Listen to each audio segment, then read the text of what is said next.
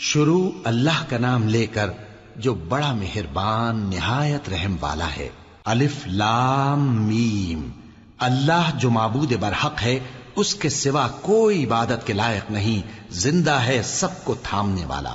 اس نے اے نبی تم پر سچی کتاب نازل کی جو پہلی آسمانی کتابوں کی تصدیق کرتی ہے، اور اسی نے تورات اور انجیل نازل کی تھی۔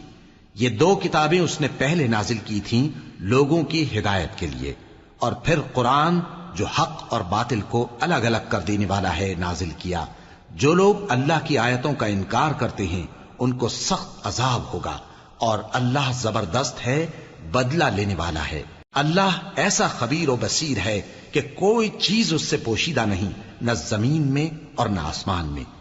وہی تو ہے جو ماں کے پیٹ میں جیسی چاہتا ہے تمہاری صورتیں بناتا ہے، اس غالب حکمت والے کے سوا کوئی عبادت کے لائق نہیں۔